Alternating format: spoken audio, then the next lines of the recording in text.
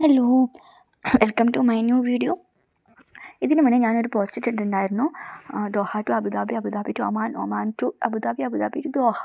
അപ്പം ഈ ഒരു സ്റ്റോറി, അതായത് ഞാൻ സ്റ്റോറിയാണ് ഇട്ടിട്ടുള്ളത്. ആ ഒരു സ്റ്റോറിക്ക് കുറേ ആൾക്കാർ റിപ്ലൈ ചോദിച്ചിട്ടുണ്ടായിരുന്നു, കമൻറ്റ് ഇട്ടിട്ടുണ്ടായിരുന്നു, എങ്ങനെയാണ്, എന്തിനാണ്, എവിടെയാണ് എന്നൊക്കെ. ഒറ്റക്കായിരുന്നു. അതിനെക്കുറിച്ചിട്ടുള്ളൊരു ഷോർട്ട് വീഡിയോ, വളരെ ലെങ്തി ആയിട്ടൊന്നും ഞാൻ ചെയ്യുന്നില്ല. ആർക്കും എന്തെങ്കിലും സംശയം ഉണ്ടെങ്കിൽ അടിയിൽ ചോദിച്ചാൽ മതി കേട്ടോ. അപ്പം ഞാൻ എൻ്റെ ഖത്തർ വിസ എക്സ്റ്റെൻഡ് ചെയ്യാൻ പോയതാണ്, ഒമാനിലേക്കാണ് പോയത്.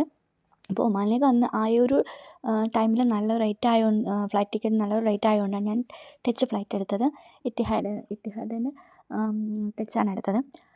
അത് 8 മണിക്കൂർ അബുദാബിയിൽ ലേ ഓവർ ചെയ്ത് പിന്നെ ഒമാനിലെത്തി. അവിടെ നിന്ന് വീണ്ടും 8 മണിക്കൂർ ലേ ഓവർ ചെയ്ത് പിന്നെ വീണ്ടും അബുദാബി പോയി അവിടെ 1 hour ലേ ഓവർ ചെയ്തിട്ട് പിന്നെ ദോഹയിലെത്തുന്നത്. അപ്പോൾ ഇത് സത്യം പറഞ്ഞാൽ ഒരു 24 hours എടുത്തു എൻ്റെ ഒരു ജേണി. അപ്പം എൻ്റെ ജേണി മൈ ട്രിപ്പ് എന്നൊക്കെ പറയാം. ആ ട്രിപ്പിൽ 24 hours എടുത്തു. കുഴപ്പമൊന്നുമില്ലായിരുന്നു. 4 എത്തിഹാദയുടെ ഫ്ലൈറ്റിൽ 4 ഫ്ലൈറ്റിലും സ്നാക്സ് പ്രൊവൈഡഡ് ആണ്. പിന്നെ അതുപോലെ തന്നെ നല്ല സർവീസാണ്.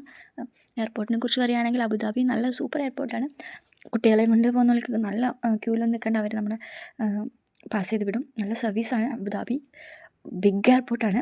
പിന്നെ എനിക്ക് പോകുന്ന വീഡിയോസൊന്നും എടുക്കാൻ പറ്റിയില്ല. അപ്പോൾ ഞാൻ കുറച്ച് ടെൻഷനിലായിരുന്നു. കാരണം ഞാൻ ഒറ്റയ്ക്കാണ്, ഈ 2 കുട്ടികളെ കൊണ്ട് ഒറ്റയ്ക്കായിരുന്നു. അതുകൊണ്ട് തന്നെ അങ്ങനെ വീഡിയോസൊന്നും എടുക്കാനുള്ളൊരു ഇതല്ല എനിക്ക്. ഞാൻ ആദ്യമായിട്ടാണ് ഒറ്റയ്ക്ക് യാത്ര ചെയ്തത്.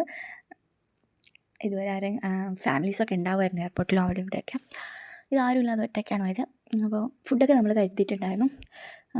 ഓൺലി ഹാൻഡ് ബാഗായിരുന്നു. ഹാൻഡ് ബാഗിൽ ഫുഡൊക്കെ, കുട്ടികളുടെ ഫുഡും എൻ്റെ ഫുഡൊക്കെ കരുതിയിട്ടുണ്ട്. വെള്ളം, ജ്യൂസ്, ഫ്രൂട്ട്സ്, നട്ട്സ്, അതിനെക്കുറിച്ച് ഡീറ്റെയിൽസ് ആർക്കും വേണമെങ്കിൽ ഒന്ന് അതിൽ കമൻറ്റ് ചെയ്താൽ മതി. പിന്നെ ഇൻ്റർനാഷണൽ പാക്കേജാണ് ഞാൻ ഫോണിൽ ചെയ്തത് കേട്ടോ. നാട്ടിലെ ജിയോയും എയർടെലും എൻ്റെ അടുത്ത് സിം ഉണ്ടായതുകൊണ്ട് ഞാൻ എയർടെലാണ് ചൂസ് ചെയ്തത്. കാരണം എയർടെൽ കുറച്ചുകൂടി ഒരു കുറവുണ്ടായിരുന്നു. അതുകൊണ്ട് എയർടെൽ റീചാർജ് ചെയ്തിട്ട് പിന്നെ നെറ്റ് യൂസ് ചെയ്തു, കോൾ യൂസ് ചെയ്തു. പിന്നെ അബുദാബി എയർപോർട്ടിൽ നെറ്റ് ഉണ്ടായിരുന്നു, വൈഫൈ ഉണ്ടായിരുന്നു. ബട്ട് ഒമാൻ എയർപോർട്ടിൽ കണക്ട് ചെയ്യാൻ കുറച്ച് ബുദ്ധിമുട്ടാണ്. മറ്റേ പാസ്പോർട്ടൊക്കെ സ്കാൻ ചെയ്യും, അങ്ങനെയൊക്കെ വേണം. അതുകൊണ്ട് അത് ഞാൻ ചെയ്തിട്ടില്ല.